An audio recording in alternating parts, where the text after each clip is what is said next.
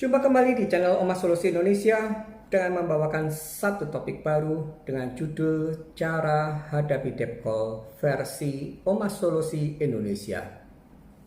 Seperti biasa, sebelum saya masuk ke topik, saya akan ulang apa itu debt call. Debt call adalah kolektor dari bank yang ditugasi untuk datang ke rumah atau datang ke tempat bekerja pemegang kartu kredit yang saat ini sedang mengalami tunggakan.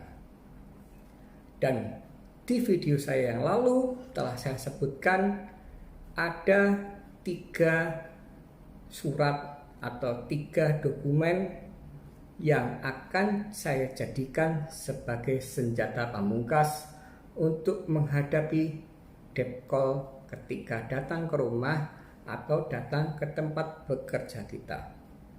Oleh karena itu, sebelum saya masuk ke topik, saya akan terangkan 2 surat yang telah saya himbau kepada kalian untuk membuat, dan 1 surat adalah bukti bahwa kita telah mengirim 2 surat yang saya maksud. Saya akan mulai masuk dari surat permohonan keringanan. Surat permohonan keringanan yang telah saya himbau pada kalian, intinya ada 3 atau ada 3 poin dari surat tersebut. Yang pertama adalah kita meminta diskon 30% dari limit yang saat itu kita pakai. Artinya kalau itu 10 juta, kita minta diskon 3 juta dan kita siap membayar 7 juta.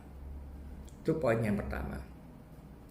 Poin yang kedua, kita minta bank untuk menghapus bunga dan denda yang saat ini terjadi. Jadi kalian bisa lihat dasar saya untuk minta hapus bunga dan denda ini. Anda bisa lihat di video saya makna bunga dan denda.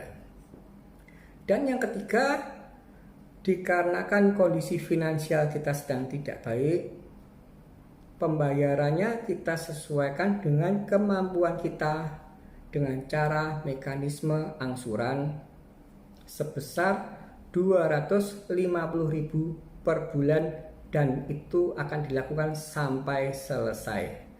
Artinya 10 juta dipotong 3 juta, sisa 7 juta. 7 juta itu akan dibayarkan melalui mekanisme angsuran. Per angsuran adalah 250.000. Itulah inti dari surat permohonan keringanan yang kita tanda tangani. Dan untuk membackup surat permohonan keringanan ini agar supaya janji kita tidak palsu atau omong doang, kita backup dengan yang namanya surat kesanggupan bayar. Inti dari surat kesanggupan bayar, kita bertanda tangan di atas materai dan menyatakan bahwa kita sanggup melakukan pembayaran sesuai dengan isi surat permohonan keringanan. Jadi kalau surat permohonan keringanan itu disetujui, itu artinya kita pasti itu bukan omdo, kita akan melakukan pembayaran.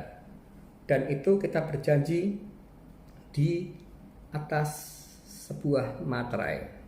Dan kita tanda tangani, dan 2 surat ini, surat permohonan keringanan dan surat kesanggupan bayar, kita telah kirim ke bagian recovery ataupun cut center bank penerbit kartu yang saat ini kita sedang menunggak. Dan dari kita kirim, kita mendapatkan 1 resi bukti kirim kita.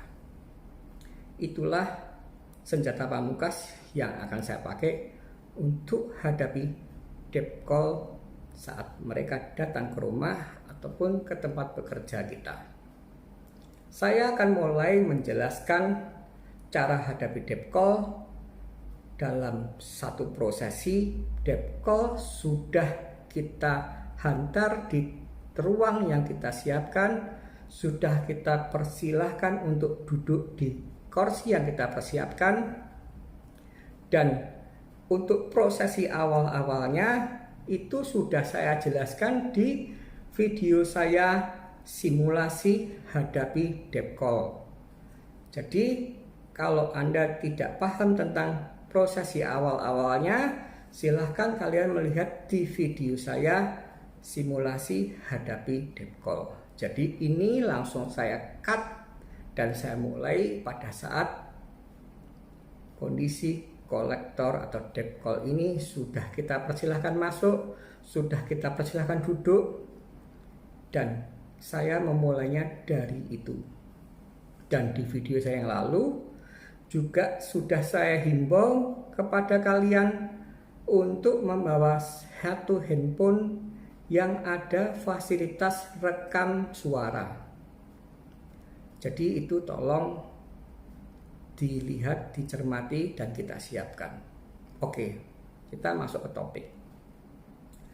Setelah debt call duduk dan kita pun telah duduk, langkah yang pertama kali harus kita ucapkan pada debt call tersebut adalah memberitahukan pada Mr. X bahwa pembicaraan antara kita, saya, dan Mr. X akan saya rekam, dikarenakan ini untuk sebuah dokumentasi bahwa kita saat ini sedang membahas cara menyelesaikan tunggakan. Katakan dulu pada Mr. X tentang hal itu. Dan setelah itu Anda katakan, mulailah Anda merekam menggunakan handphone.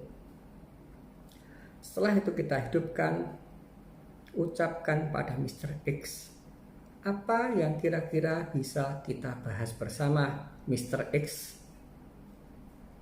Dan pastilah Mr. X ini, entah itu Mr. X karakter 1, entah itu Mr. X karakter 2, entah itu Mr. X karakter 3, intinya mereka mengucapkan hal yang sama. Ini Bapak ada hutang kartu kredit yang belum dibayarkan. Bagaimana Pak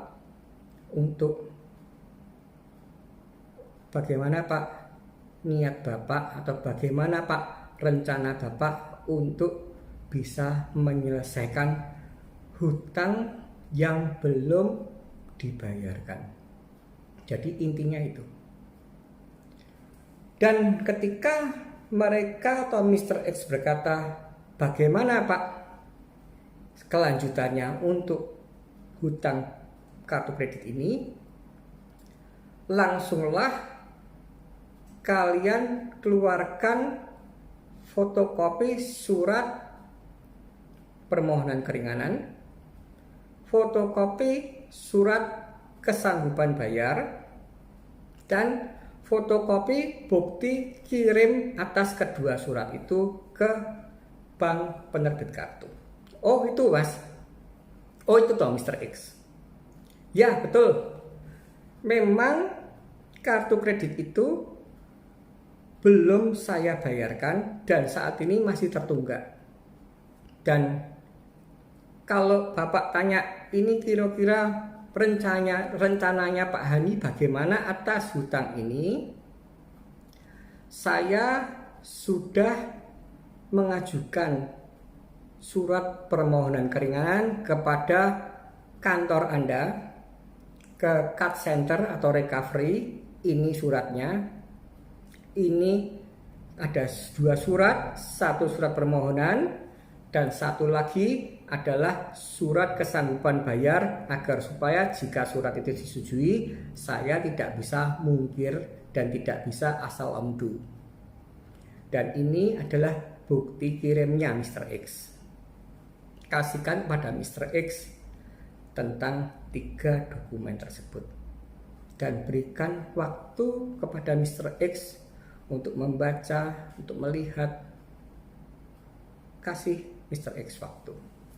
Dan kita menanti bola panas yang akan digulirkan Mr. X kepada kita.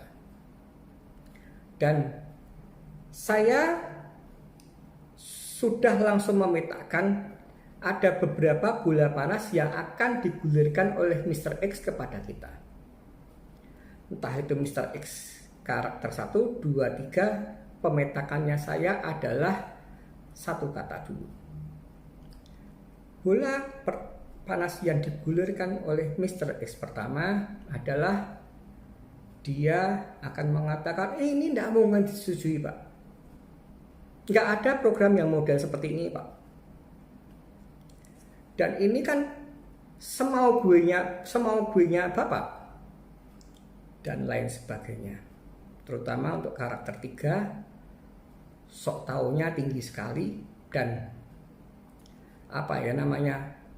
pokoknya itu sudah mulai keluar. Ketika Depkol berani mengatakan itu, langsunglah kalian katakan disetujui atau tidak. Itu saya tidak hanya membutuhkan dari omongan kamu, tapi saya membutuhkan surat resmi. Karena saya kirimnya pun juga surat resmi. Dan jikapun itu tidak disetujui, itu sudah saya jelaskan tentang kemauan saya, kenapa saat ini saya berhenti membayar kartu kredit itu.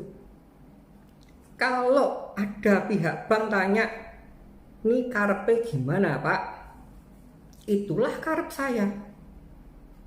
Karep saya minta diskon. Besarnya berapa? Sudah saya tulis, 30%. Dan situ setuju ya tidak apa-apa, tidak setuju pun saya tidak apa-apa.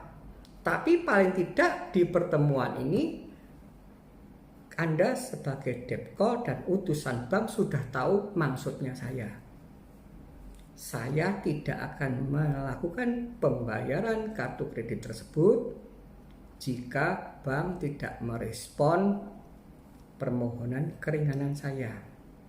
Sampaikan ke dia itu. Dan yang biasa terjadi, Depkol ini mulai menggulirkan bola panas kedua.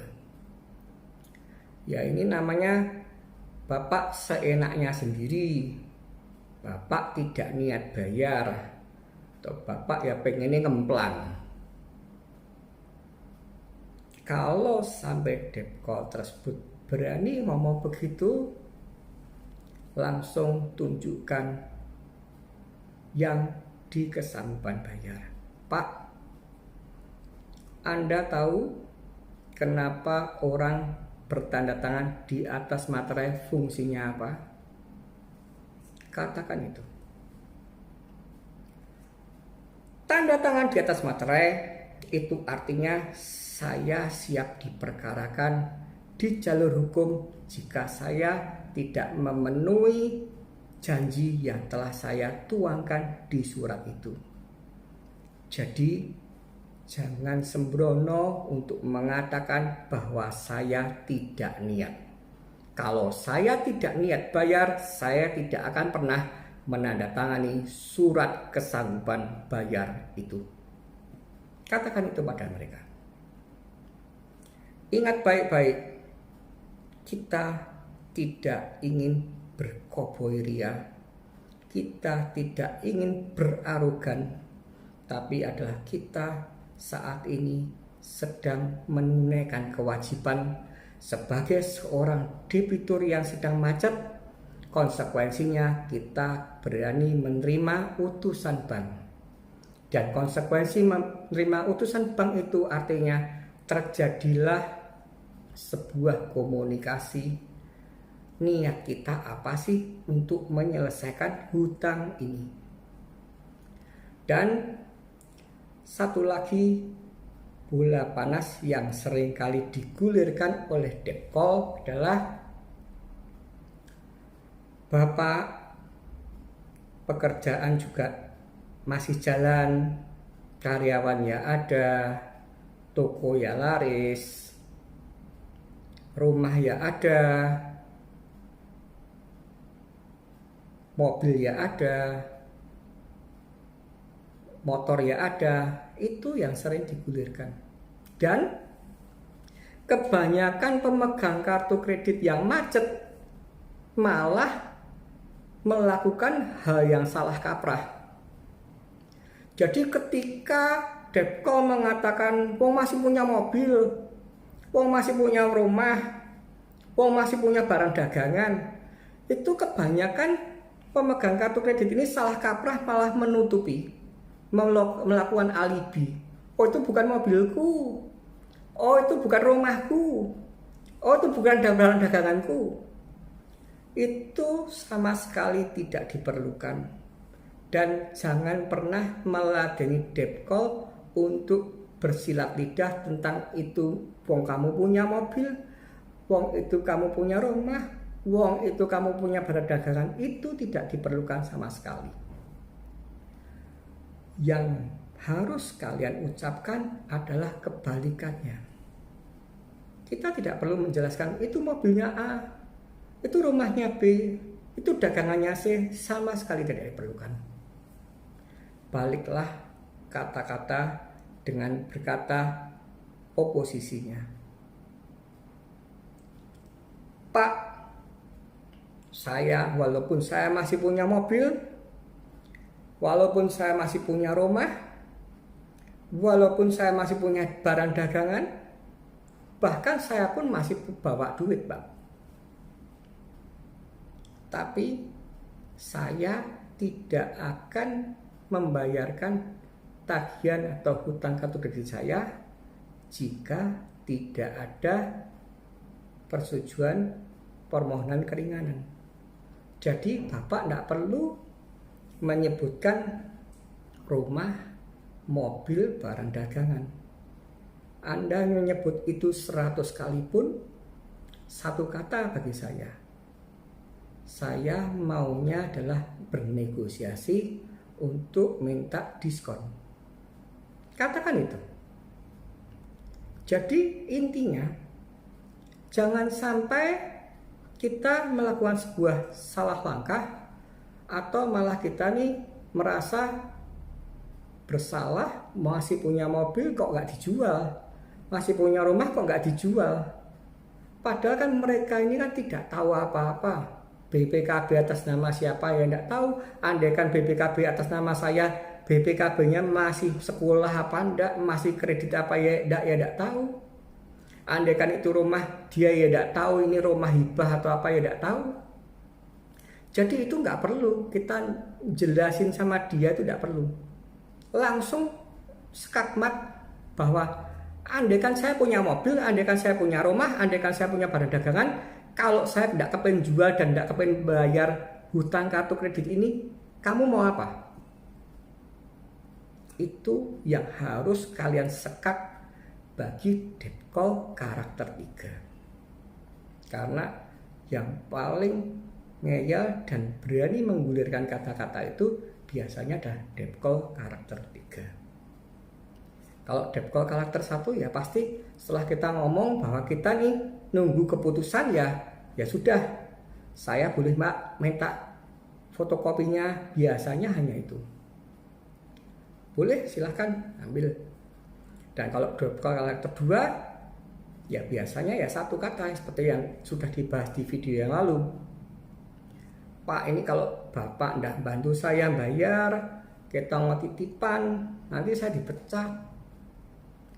Pak, kalau sampai saya tidak bisa berhasil menghimbau untuk melakukan sebuah program keringanan, saya nanti tidak dapat insentif.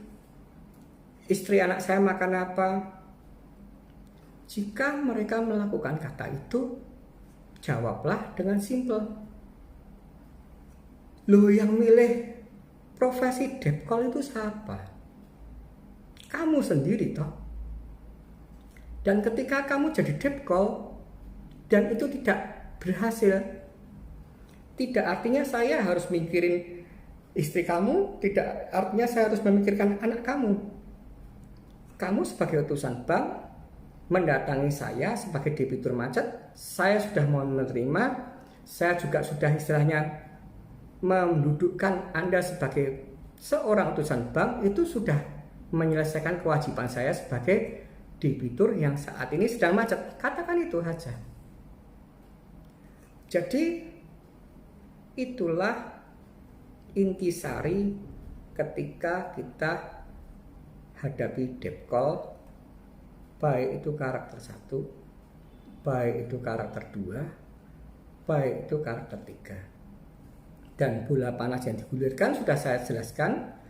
Yang pertama adalah dia sok-sokan atau dia merasa yang berkuasa. Ini tidak mungkin disetujui. Tidak mungkin disetujui, ya terus mau apa? Jadi intinya kalau kita sudah mulai masuk ke pokoknya, jangan pernah gentar, jangan pernah takut. Apa Pak yang akan kamu lakukan untuk mokokkan saya bayar? Mau mukul saya? Mau mempreman? Mau mengancam saya? Saya siap Pak. Katakan itu. Dan setelah itu katakan, ya itulah intisari dari cara hadapi debt call versi Omah Solusi Indonesia. Bahwa kita ini kalau dikatakan untuk tidak niat bayar tidak bisa, patah. Karena kita sudah membuat surat permohonan keringanan. Dan kita juga mensupport dengan adanya dokumen atau surat kesanggupan bayar. Artinya kalau itu disetujui kita pasti bayar. Dan kita juga sudah kasih ketentuan waktu. Saya tunggu permohonan saya sampai 6 bulan ke depan. Jadi kalau tertanggalnya omong kosong itu 17 Maret 2021, artinya saya menunggu sampai 17 September 2021. Dan itu harus kalian update terus. Kalau sudah 17 September 2021 dan itu belum ada realisasi, ya kita tunjukkan etikat baik lagi dengan mengirim surat yang baru. Setelah dari Maret ke September, kemudian September ke Oktober, November, Desember, Januari, Februari, Maret lagi. Jadi kita update terus. Belum disetujui, update terus. Tentang nilainya itu bisa kita update sesuai dengan kondisi finansial saat itu. Moga-moga aja kondisi finansial kita sudah baik sehingga update-nya ya tadinya misal 250, kita kondisi finansial sudah baik, ya ganti aja 500. Itulah cara hadapi debt call versi Omah Solusi Indonesia. Jadi ketika debt call datang, kita utarakan maksud kita begini, dan ketika mereka tetap nekat memaksakan kehendak ini tidak bisa, ini bapak tidak niat bayar, ini bapak istilahnya punya mobil punya rumah tidak ada etikat baik, patahkan dengan 3 dokumen tersebut. Jadi lakukan itu sesuai dengan topik yang telah kita bahas, cara hadapi debt call. Dan setelah mereka mendengarkan dan mereka sudah tidak bisa berkata-kata lagi, katakan, masih ada yang mau dipertanyakan Pak? Karena saya masih punya pekerjaan yang lain. Dan ketika mereka sudah diam, antarkan, baik, saya akhiri. Setiap kali Bapak kepengen datang, saya akan terima sukacita. Dan persetujuan dari bank, saya tidak mau asal dari mulut, tapi saya maunya adalah black and white. Bisa melalui email, bisa melalui surat resmi ke alamat pengiriman billing saya, dan saya menanti itu. Dan saya tidak pernah menutup kemungkinan untuk 6 bulan sekali mengupdate jika memang kondisi finansial saya telah mengalami perbaikan. Katakan itu kepada debt call dan kemudian antarkan dia untuk segera meninggalkan rumah kita. Dan ketika kalian sudah membuka pintu debt call, sampaikan kata terima kasih atas waktunya, dan saya senantiasa menanti kedatangan kalian jika memang ada perkembangan dari respon permohonan keringanan yang saya ajukan. Itulah cara hadapi debt call versi Omah Solusi Indonesia. Jadi, jangan pernah menyerah, tetap semangat, dan ingat, badai pasti berlalu.